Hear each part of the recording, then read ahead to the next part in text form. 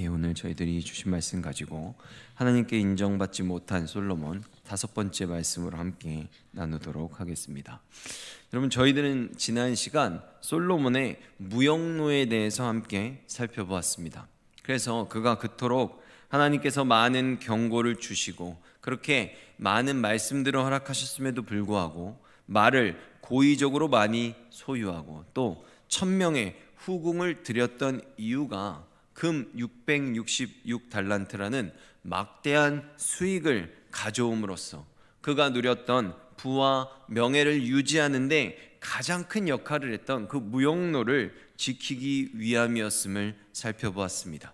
그리고 그는 거기에 더해서 말을 이스라엘 곳곳에 배치함으로써 그의 위대함을 드러내기를 원했고 또 그 1000명의 후궁들을 개인적으로도 많이 사랑하였다라고 성경이 기록하고 있는 것도 살펴볼 수 있었습니다.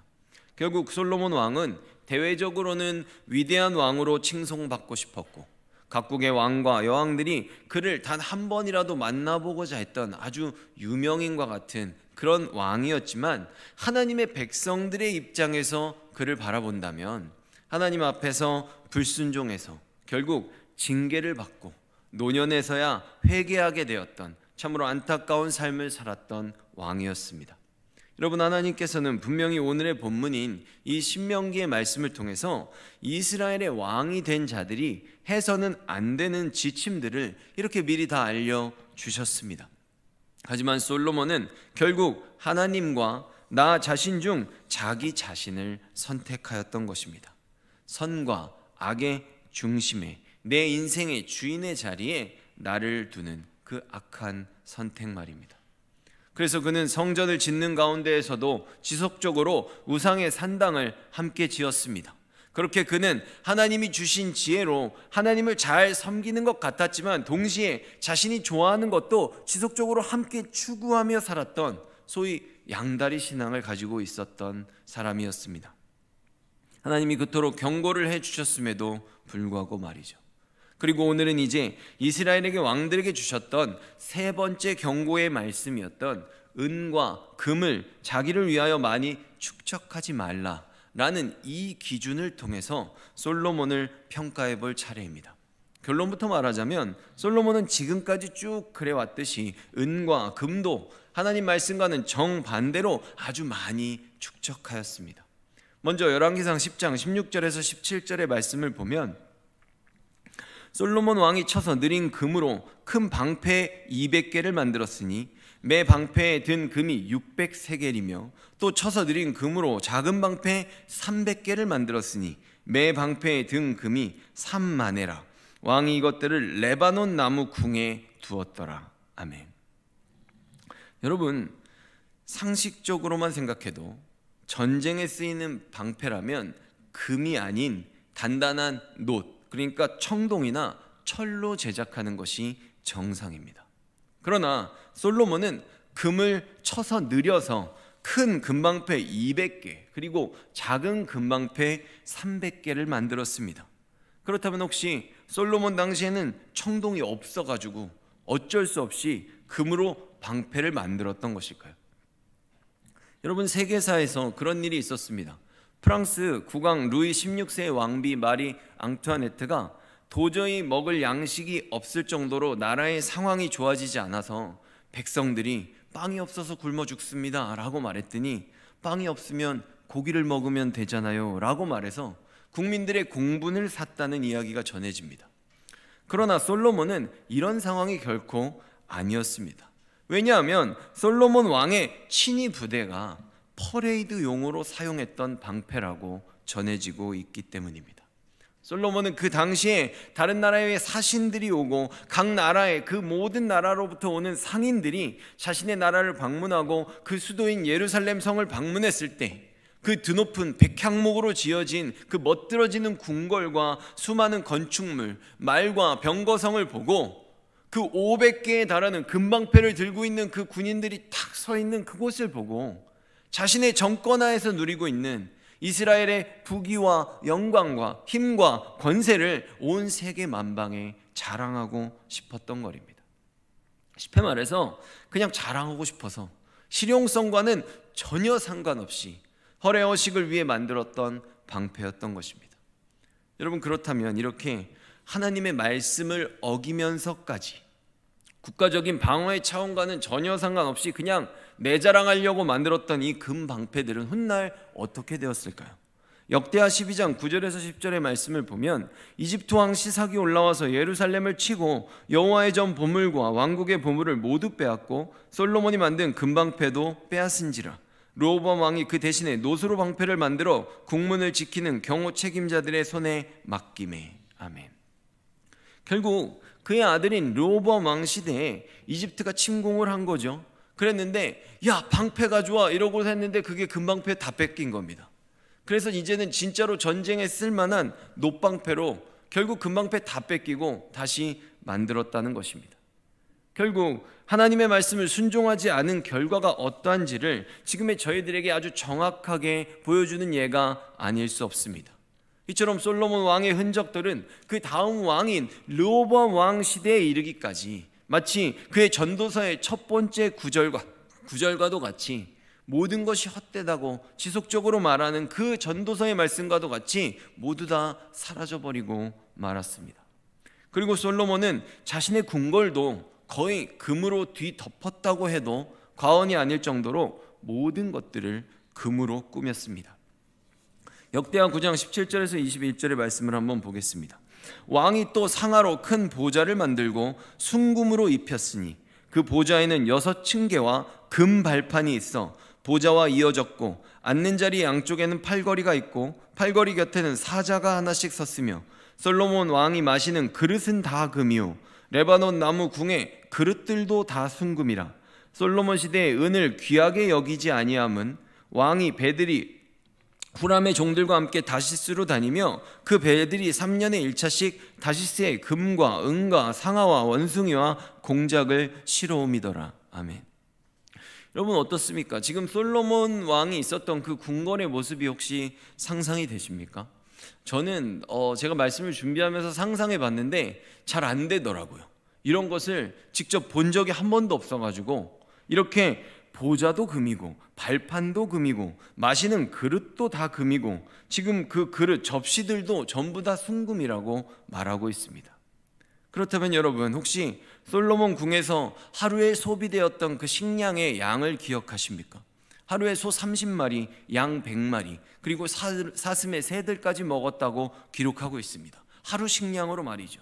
그래서 이런 솔로몬 궁에서 하루에 소비되었던 이 식량의 양을 사람들은 14,000명이 하루에 먹을 수 있는 고기와 빵의 양이었다고 정하고 있습니다.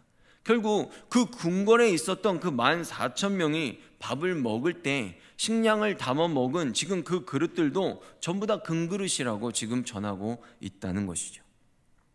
근데 여러분, 여기 아주 흥미로운 사실이 한 가지 더 있습니다. 그것이 무엇이냐면 솔로몬 왕은 금을 수입할 때 지속적으로 은도 굉장히 많이 같이 계속 수입을 해왔다는 것이죠. 그런데 이상한 것은 지금 솔로몬과 그의 주변의 물건들을 기록하는 목록들을 보면 은에 대한 내용들은 전혀 찾아볼 수 없다는 점입니다. 그렇다면 과연 솔로몬 왕은 이 은을 어디에 사용했을까요? 여러분, 저희들은 여기서 먼저 기억해야만 할 것이 한 가지 있는데 굉장히 특이한 점입니다. 솔로몬 이전의 이스라엘에는 다른 나라들의 상황과는 달리 원래부터 다윗의 왕까지겠죠. 다윗 왕까지는 하나님이 은과 금을 멀리하라 그래서 은과 금을 지속적으로 나라에서 사용하지 못하게 막아서 금과 음의 가치가 거의 비슷하게 맞춰져 있었다고 전해지고 있습니다. 그런데 솔로몬은 소위 전 세계의 금과 은을 모두 다 수입해다가 금으로는 자기 자신을 꾸미고 열왕기상 10장 27절에 보면 왕이 예루살렘의 은을 돌같이 흔하게 하고 백향목을 평지에 뽕나무같이 많게 하였더라 라고 전합니다. 이것이 무슨 뜻이냐면 자신이 사들이는 그 은은 시장에다가 헐값으로 다 뿌려버렸다는 얘기입니다. 은의 값어치를 떨어뜨리는 정책을 썼던 것입니다. 여러분, 이스라엘은 그 지형이 평화와 산지 반반으로 나뉘어져 있는 지역입니다. 그래서 이스라엘 안에는 수많은 광야와 사막 그리고 돌산들이 있습니다. 그러므로 이스라엘에서는 가장 많은 것이 크고 작은 돌멩이들입니다. 여러분 한번 생각해 보세요.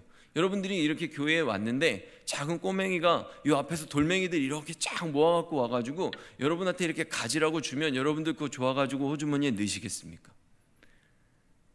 밖에 나가면 지천이 돌멩이들인데, 근데 지금 그 돌멩이들처럼 은이 많았다고 지금 성경이 말하고 있는 것입니다. 줘도 안 갖는 정도가 아니었을까라는 생각이 듭니다. 그리고 평지에 뽕나무같이 많았다, 백향목이 지금 언급되고 있는데, 이 백향목이라고 하면 목재들 중에는 최고의 고가인 나무로서 전봇대와 같이 굵게 하늘로 쭉 뻗어 있는 아주 두꺼운 나무입니다. 오직 레바논의 고산지에서만 자라는 최고급의 목재였습니다. 그런데 솔로몬은 자신의 궁을 짓기 위해서 다른 나무는 하나도 안 쓰고 오직 이 레바논 백향목만을 수입해 와가지고 사용했던 것입니다. 소위 세계 최고 명품만 골라 썼던 그런 사람이었던 것 같습니다. 과연 그가 그의 궁을 짓는데 얼마나 많은 백향목을 사용했으면 지금 솔로몬의 궁궐을 아까 말씀에서 부를 때 레바논 숲의 궁이다 라는 별명을 붙여주었겠습니까?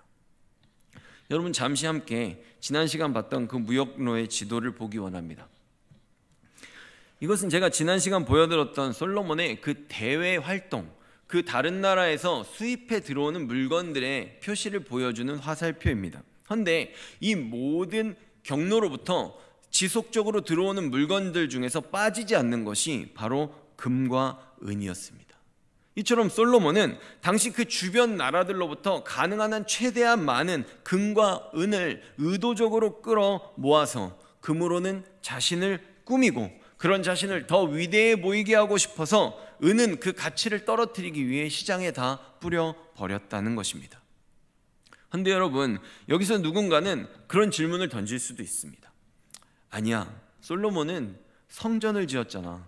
성전에도 금과 은이 많이 필요했단 말이지. 그러니까 다 거기다 썼던 것 아니었을까라고 말입니다. 그런데 꼭 그렇지만도 않았습니다. 왜냐하면 다윗이 솔로몬에게 성전을 지으라고 그에 필요한 엄청난 유산을 남겨주었기 때문입니다. 역대상 22장 14절의 말씀을 보면 다윗이 이렇게 말합니다. 내가 환난 중에 여호와의 성전을 위하여 금 10만 달란트와 은 100만 달란트와 녹과 철을 그 무게를 달 수 없을 만큼 심히 많이 준비하였고 또 제목과 돌을 준비하였으나 너는 더할 것이며. 아멘.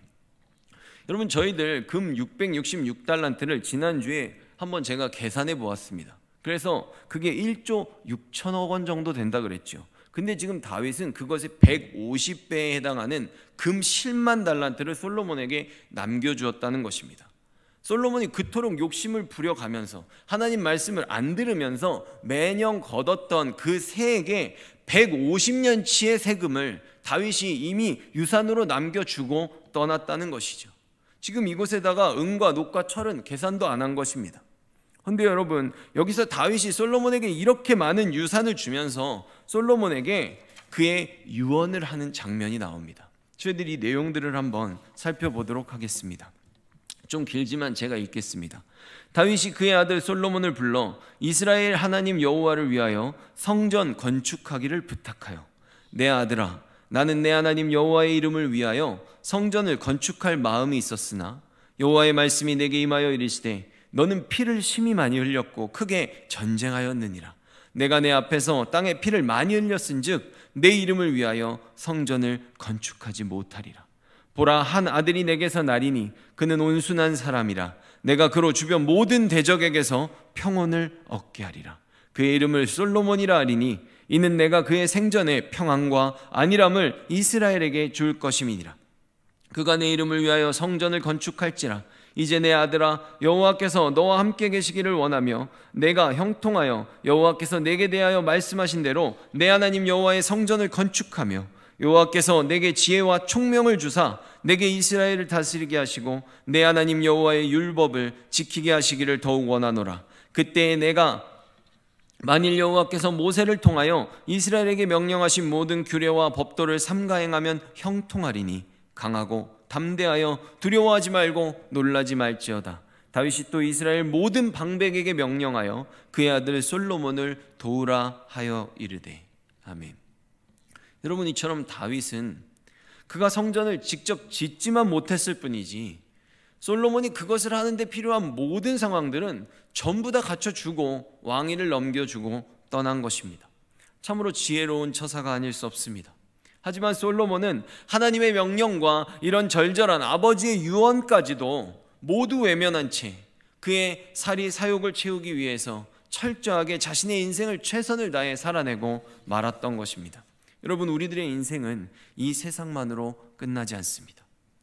우리들 인생의 진짜 끝은 천국과 지옥입니다. 이곳에서 아무리 많이 가지고 있고 그것을 누리며 산다라고 할지라도 저희들 그것 단 한 가지도 가지고 갈 수 없고, 그것들 아무리 많이 가지고 있다고 할지라도 저희들 어린 유초등부나 유년부, 영아부 시절부터 지속적으로 배워왔던 것처럼 그곳에는 돈으로 갈 수 없는 곳입니다. 하나님의 나라는 오직 예수 그리스도를 믿는 믿음으로만 갈 수 있는 곳입니다. 저는 개인적으로 여러분 모두가 솔로몬처럼 잘 됐으면 좋겠습니다. 그러나 솔로몬처럼 그 모든 것들을 나를 드러내기 위해서 하나님을 거역하는 자리로 가지는 마시기를 부탁을 드립니다. 여러분 어떻습니까? 이 정도면 그동안 저희들이 솔로몬에 대해서 막연하게 가지고 그래, 솔로몬처럼 살면 좋지 라고 생각했던 그런 다양한 선입견들이 성경적인 입장으로 달라지기에 충분했을 거라 여겨집니다. 그리고 이제 드디어 하나님께서는 다윗에게 말씀하셨던, 그리고 솔로몬에게도 친히 경고하셨던 그 언약의 뒷부분, 아주 두려웠던 그 뒷부분의 내용들을 시행하실 때가 찾아오고 말았습니다. 사무엘하 7장 13절에서 15절의 말씀입니다. 제가 읽겠습니다. 그는 내 이름을 위하여 집을 건축할 것이요 나는 그의 나라 왕위를 영원히 견고하게 하리라. 나는 그에게 아버지가 되고 그는 내게 아들이 되리니 그가 만일 죄를 범하면 내가 사람의 매와 인생의 채찍으로 징계하려니와 내가 내 앞에서 물러나게 한 사울에게서 내 은총을 빼앗은 것처럼 그에게서 빼앗지는 아니하리라. 아멘. 이처럼 하나님께서는 솔로몬이 하나님의 법을 버리고 그 규례대로 행치 아니하면 그의 마음을 돌이키시기 위해서 그를 고난 가운데로 던지실 것을 처음부터 말씀하셨습니다. 열왕기상의 말씀을 추가로 보겠습니다. 여호와께서 에돔 사람 하닷을 일으켜 솔로몬의 대적이 되게 하시니 자는 왕의 자손으로서 에돔에 거하였더라. 하나님이 또 엘리아다의 아들 르손을 일으켜 솔로몬의 대적이 되게 하시니 저는 그 주인 소바왕 하닷에셀에게서 도망한 자라. 르손이 다메섹으로 가서 왕이 되었더라. 솔로몬의 일평생에 하닷에 끼친 환난 후에 르손이 수리아 왕이 되어 이스라엘을 대적하고 미워하였더라. 솔로몬의 신복 느밧의 아들 여로보암이 또한 손을 들어 왕을 대적하였으니. 여러분, 솔로몬은 이처럼 안에서는 여로보암이, 그리고 밖에서는 에돔의 하닷, 그리고 위쪽에 있는 수리아의 르손, 이 모든 사람들이 그의 일평생에 그를 대적하고 미워하였다고 지금 성경이 전해주고 있습니다. 사실 그의 통치 초반에는 하나님이 약속하셨던 것처럼 그는 평화다. 그의 이름을 솔로몬이라고 지어라. 솔로몬은 샬롬의 명사형입니다.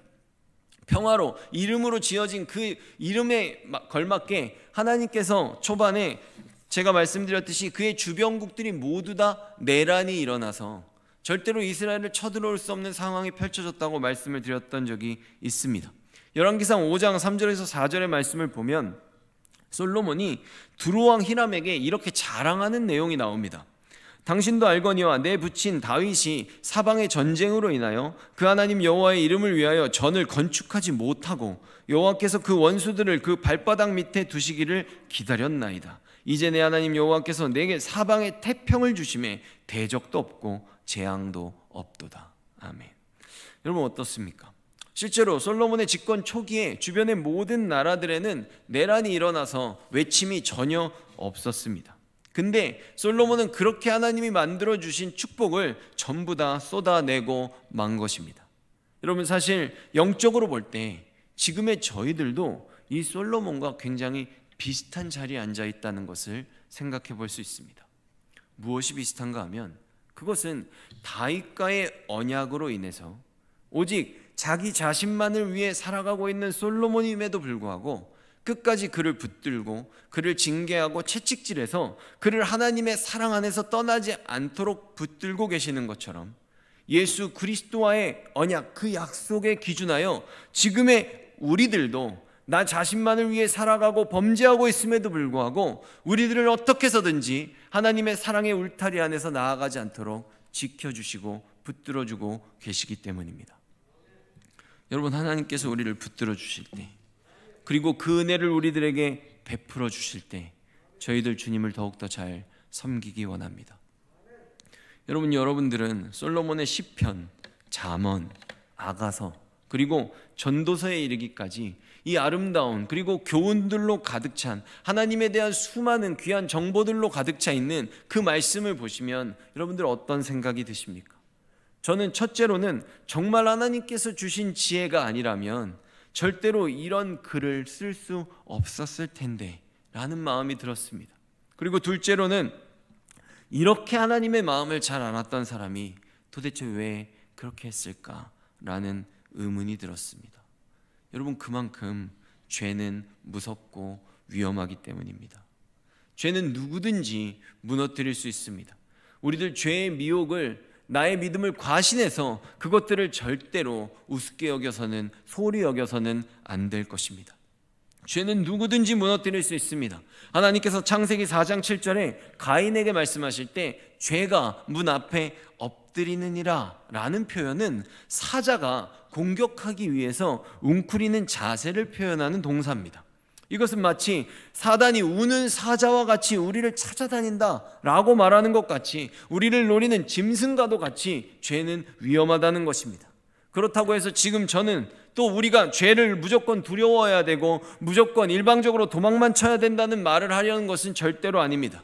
우리들은 철저하게 성령께 의지함으로, 성령의 능력으로, 말씀에 기준하여 성령의 도우심으로 죄를 이기기 위해 노력한다면 능히 이기고도 남음이 있을 것입니다. 왜냐하면 예수 그리스도께서 이미 십자가에서 모든 죄에 대한 승리를 쟁취하셨기 때문입니다. 그래서 그것을 믿는 저희들이 감당치 못할 시험은 이 세상 어디에도 존재하지 않습니다. 하지만 만일 저희들이 나의 죄성과 조금씩 타협하면서 작은 죄를 조금씩 용인하다 보면, 여러분, 한 발자국만 가야지, 이러고 그 다음날 한 발자국만 가야지, 나는 매일 한 발자국을 갔지만 어느 날 뒤돌아보면 나는 200발자국, 300발자국을 멀어져 있는지 모른다는 것입니다. 작은 틈이 큰 댐을 무너뜨릴 수도 있는 것처럼 욕심이 잉태하여 죄를 낳고 죄가 장성하여 사망을 낳을 것입니다. 결국 우리들도 솔로몬과 같이 얼마든지 무너질 수 있다는 것이죠. 그런데 여러분, 지금 솔로몬의 인생을 전하고 있는 성경을 보면 아주 재미있는 특징이 한 가지 발견됩니다. 그것이 무엇이냐면, 지금까지 저희들이 살펴본 내용은 솔로몬이 하나님 앞에 패역했던 내용들입니다. 그런데 이 시간을 솔로몬의 인생 전체로 대비시켜 보면 솔로몬이 하나님 앞에 죄를 지은 시간이 그 인생의 대부분이라고 해도 과언이 아닙니다. 그리고 반대로 그가 하나님 앞에서 성전을 짓고 믿음을 보였던 그 순간들은 매우 짧은 순간들임에도 불구하고 성경에서는 이 믿음의 시기를 기록한 말씀의 분량이 그의 패역한 인생의 시기를 기록한 말씀의 분량과 비교도 되지 않을 만큼 많은 양을 차지하고 있다는 것입니다.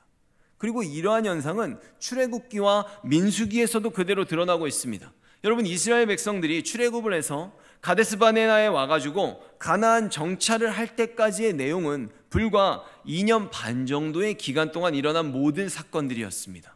근데 그에 대한 내용을 다루고 있는 성경, 그것이 바로 이스라엘의 광야의 내용을 전체가 거의 전체 다를 차지하고 있다는 것입니다. 헌데 막상 그들이 정찰을 한 후에 불순종함으로써 벌로 받아서 그 40년을 채우게 된, 그 벌로 받은 38년 동안 그들이 광야에서 방황하고 다녔던 그 기록들은 거의 기록이 없습니다. 그들이 이동했던 장소의 그 명칭들만 남아있을 뿐이지 그곳에서 무슨 사건들이 일어났는지 성경은 거의 알려주고 있지 않다는 것이죠. 2년 대 38년인데 말입니다. 그러므로 여러분, 지금 제가 말하고자 하는 것은 이런 상황들을 한번 우리들의 삶에 적용시켜 보자는 것입니다. 결국 우리들이 예수 그리스도의 몸된 교회로서 하늘나라의 외교관으로서 살아가는 이 인생의 시간 가운데 그것이 나의 자녀이든 아니면 가족 전체 또 내가 속한 그 세상의 일부이든지 간에 하나님 아버지께 인정을 받을 수 있는 부분들, 우리가 그곳에서 세상과 상관없이 나의 의지와 상관없이 말씀에 기준하여 성령의 도우심으로 우리가 믿음을 보이는 그 순간은, 그 선한 행실은 하나님께서 일일이 기록하실 것이라는 것입니다. 반대로 죄를 짓는 시간들은 그것이 아무리 길더라도 어쩌면 죄라는 한 글자로 기록될지도 모르겠습니다. 주님께 기억될 만한 가치 있는 시간이 아니기 때문이죠. 그러니 여러분, 부디 언제나 삶 속에서 예수 그리스도의 향기를 가득 들이우는, 아버지께 기억되고 후대에도 본이 되는 아름다운 인생, 그렇게 믿음으로 많은 것을 행하는 그런 인생을 살아가시기를 진심으로 부탁을 드립니다. 제발 나를 즐겁게 하는 육의 소욕들을 랑은 다 내어버리시고 영원을 바라는 그런 지혜로운 삶을 살아가시기를 진심으로 소망합니다. 그래서 예수 그리스도와의 약속을 통해, 그 언약을 통해서 주님께서 우리들에게 허락하시는 모든 하나님의 축복과 이 땅에서 하나님의 백성으로 누리는 천국의 특권들을 이 땅에서만 누릴 것이 아니라 끝까지 믿음을 지킴으로 이 땅에서 영원으로 이어가시는 우리들이 될 수 있기를, 여러분이 될 수 있기를 진심으로 부탁을 드립니다.